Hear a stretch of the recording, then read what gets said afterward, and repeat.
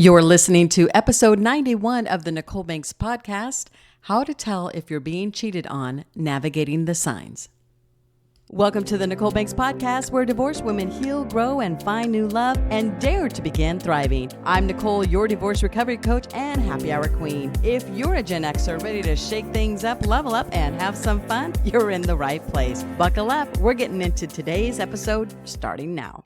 Hello, and welcome back to the Nichole Banks Podcast. I am your host, Nichole Banks. Thank you so much for being here today. Today's 9/11, and today is a somber day in America. Absolutely. 23 years ago, we were attacked on our own soil. I know you've heard this all day long, but the reality is it was a very, very scary and upsetting time in our lives, and it still is. Every 9/11, I often think of where I was and who I was with and the circumstances around it and the whole situation. But my heart goes out for each and every one of us as we continue to heal.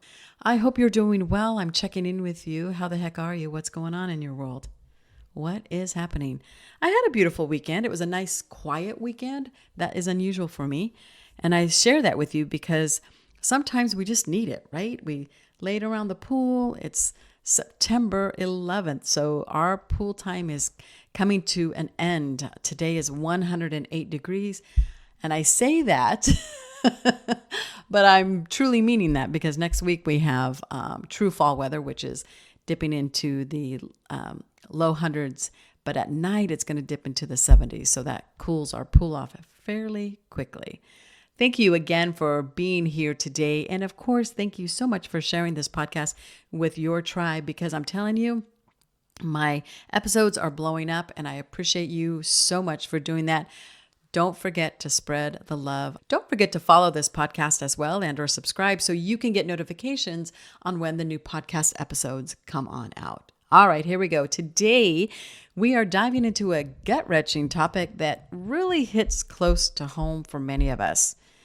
Infidelity, ladies, infidelity. Have you ever had that sinking feeling that something just wasn't right in your relationship?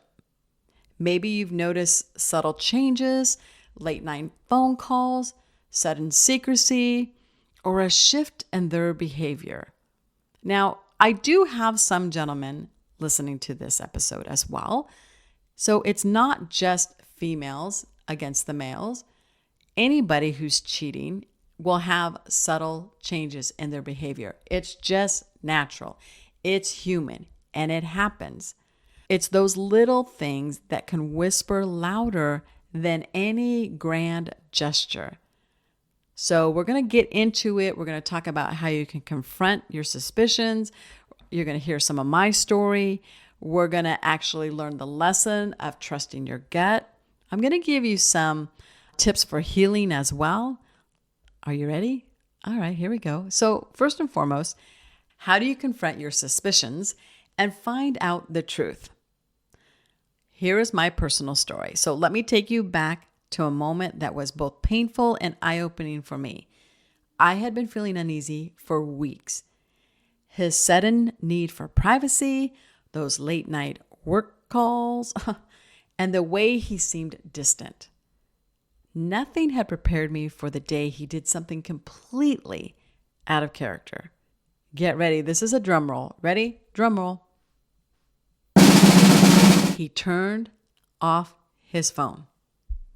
A phone that he carried with him 24/7. A phone that he would answer during dinner because it was a work call, because someone needed him. That little action itself set off an alarm in my gut.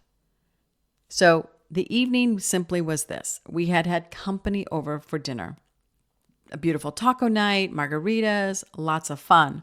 We lived in Bend, Oregon, and the weather was winter. So we have snow on the ground, we have ice, and it is extremely cold outside. After dinner, our guests left, and I started cleaning up the house. It was around 10:15 at night. He decides to take the dog for a walk. Number one, I just got done telling y'all what the weather was like. Freezing outside. His normal pattern would be open up the sliding door, let the dog out, let the dog in, and be done. He opts for a walk. He's gone about 10 minutes. And he comes back. He goes, oh my gosh, what was I thinking? It's freezing out there. I don't respond to this. He turns the TV on. I continue to clean up the kitchen. He comes in, gets a glass of water, puts his phone on the counter, and it's not too long, and he's fallen asleep. At this time, I have decided to check his phone. The phone is off. And immediately my hands were shaking. My palms were sweaty. I literally just went, this is huge. This is such a big deal to me because he never, ever does that. So I took the phone and I powered the phone back on. And there it was. Missed text from her, glowing in the dark. It wasn't just one glaring flag. It was a collection of small, gut-wrenching moments that finally revealed the painful truth. I felt a mix of anger and sadness and betrayal, but most of all, I felt foolish for ignoring my own intuition for so long. What did I do next? I literally read the text and it said, "Oh, honey, how did I miss your call? I love your sexy voice. Call me back when you can or when she falls asleep." Exactly. So the first thing I do is I decide to call that number back. Now, mind you, it's about 45 minutes after he had gotten home from the walk, the AKA walk. And I call the number back and I hear this, "Hello?" Like this raspy, "I just woke you up" kind of voice. And I immediately turned the phone off. I just hung up. It was at that pivotal moment that I decided, do I confront? Do I not confront? Nope, I'm confronting. So I woke him up and I plainly asked him, "Are you having an affair? Yes or no?" I did not say anything. And it was the longest 4.5 minutes. He didn't say anything. I didn't say anything. I felt at this moment, the first person who speaks loses. He spoke first, 4.5 minutes later, and he said, "Why would you think that?" At that point, I removed the phone from my back because I had it behind my back. And I said, "Because I have evidence that you are." And at that point, then of course, it's the shit show, right? He's mad. He's lying. What are you thinking? Why are you going through my stuff? All the things. And I personally, emotionally, just went numb. I shut down. I didn't respond. I didn't say anything. I went upstairs. I picked up his pillow, his alarm, a couple of things of his, and I put him outside the door, slammed my door shut, locked it, and I went to bed. Crying, of course. And I didn't sleep. No, did I sleep? No. The answer is no, I did not sleep. But the reality is, I just shut down emotionally. You have to remember that infidelity doesn't just shake the foundation of a relationship. It shatters. It shatters our sense of self and trust. And when we discover our partner, male or female, married or just in a relationship, whoever that partner is, and we discover that they've been unfaithful, it can feel like a personal attack on our worth. We might question our value, replay moments of our relationship, and wonder if we missed other signs. Emotionally, infidelity can lead to feelings of inadequacy, insecurity, profound sadness. It disrupts our confidence, challenges our self-esteem, but it's essential to remember that these feelings, while incredibly painful, and I've walked this walk, I know they are a part and a natural part of the healing process. It's not about what we did wrong, but about understanding how to rebuild ourselves and move forward. Looking back, I see that my intuition had been trying to warn me for months. Be mindful, he was notorious for this. And so this wasn't the only time that he's done this. But it's the time that I had taken enough. I was done. It's really easy to dismiss these feelings because we're worried about being seen as the paranoid or the over-emotional girlfriend or wife or the crazy, or if you're accusing, you're doing. But our intuition is there for a reason, and it's our inner wisdom guiding us and helping us see what our hearts might not want to admit. If you're feeling uneasy, Trust those instincts. So I want to give you some practical advice for addressing your suspicions. What should you do if you find yourself in a similar situation? Here's how to approach it, and there's 5 of them. The first one is to stay calm and focused. Now, it's natural to feel a rush of emotions. I expressed some of my emotions with you earlier, but try to keep calm. Approach the situation with a level head. If you lose control and you're not approaching it with a level head, don't approach it. Be mindful that you are gathering information, not looking for a fight, okay? Number 2, initiate with curiosity, not accusation. Start the conversation with something like, I've noticed some changes lately and I'm feeling uneasy. Can we talk about what's going on? This actually helps open the door for more dialogue without putting your partner on the defense. If he immediately or she immediately becomes defensive, make note of it. Make mental note. Number 3 is ask open-ended questions. Questions such as, is there something that's been on your mind? Or, I've noticed some differences in your behavior. Can you help me understand? These questions can encourage a more honest conversation. Number 4 is trust, but verify. So if your gut is telling you something's wrong, it's okay to seek out information. This might mean checking phone records, observing behaviors, checking credit card statements, or just being aware of the little things. Remember that mental note you just took because he's really defensive? That's a big one. Seek support. Whether it's a trusted friend, a therapist, a coach, having someone to talk to can provide perspective and help you feel less alone. Now, here's the thing. When you find out the truth, because when you do find out the truth and your intuition was right, it is very, very painful. But it's also the first step toward healing. So I want to give you some more practical tips on how to move forward. Here we go. Allow yourself to feel. Give yourself permission to grieve. It's okay to feel angry, sad, and even relieved because your emotions are valid, right? Here you are going, I don't want to be the crazy girlfriend that's accusing him all the time, but bam, here's the proof, here's the evidence. Knew it because your emotions are valid. Just feel all the feels. Do me a favor though. Feel all the feels without him being present. What does that look like? I don't know. I don't know if that's you going to the mall, if it's you crying in the shower, if it's you in the laundry room, somewhere where he's not present, because I'm telling you, it's not going to affect his decisions in the relationship one way or the other. If he sees you emotional, he's not going to care. He's already left. He's already blank. He's already numb to this relationship. He has personally moved on. It is not easy to hear that, but it is the facts. It is the truth. The man or the woman has moved on. Number 2, create a support system. So this is vital to your healing. Surround yourself with people who lift you up, not tear you down. Friends, family, and professionals can also provide the comfort and guidance you need.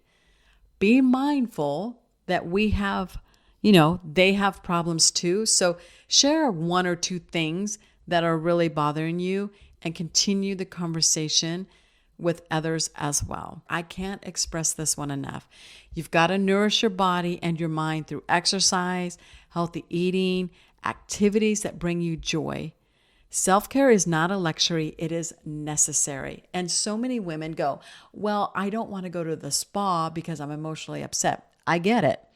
But laying on a table for 45 minutes to 60 minutes for a massage can help relieve toxins.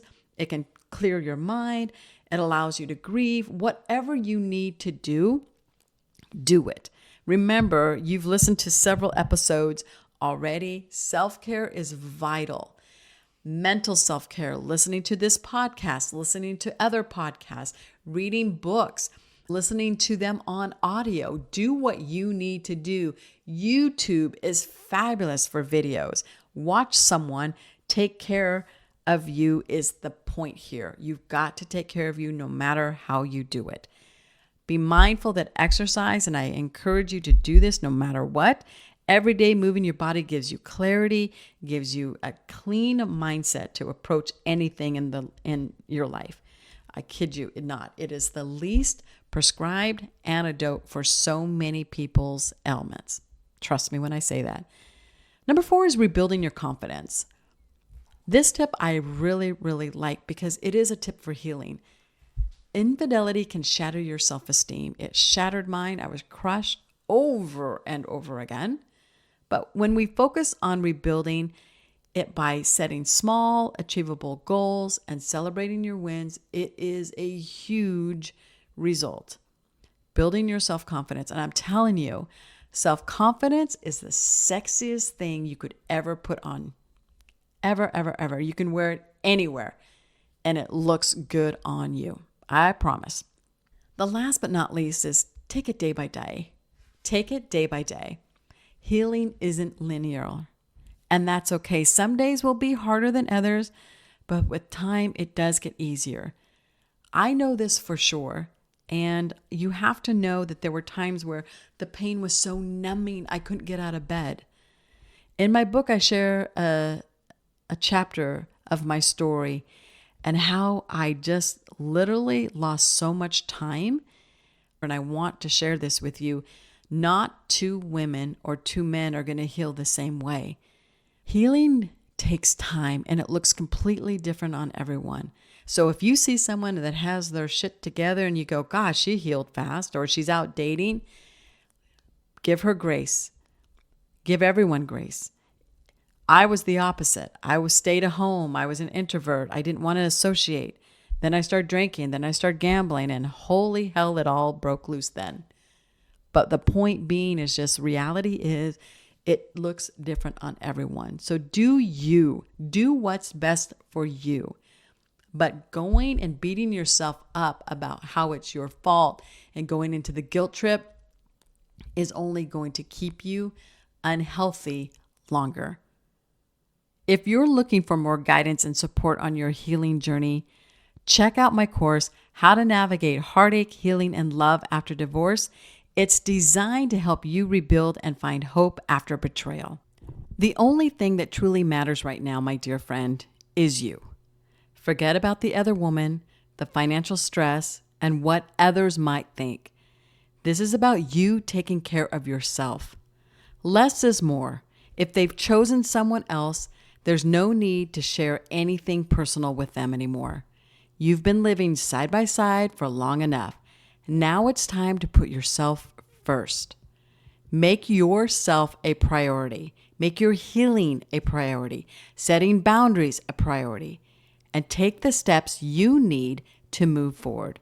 This is your moment to focus on you unapologetically. That's right. It's your time. Thank you so much for joining me today on the Nichole Banks Podcast. If you found this episode helpful, please subscribe, save, and share it with someone who might need it. And remember, you're not alone. Your best days are ahead. Stay strong and keep daring to begin your beautiful new chapter. I'm Nichole Banks, your host, and this has been the Nichole Banks Podcast. Until next time, dare to begin. That's a wrap for today's episode. I hope you're feeling as refreshed as a spiked lemonade on a hot day. If you love what you heard, don't forget to subscribe, leave a review, and spread the love. Want to go deeper? Check out my courses, women's retreats, and the Dare to Begin membership, where we put everything we've learned into action. NicholeBanks.com. Don't forget, I spell my name with an H. NicholeBanks.com. Until next time, keep leveling up and dare to begin.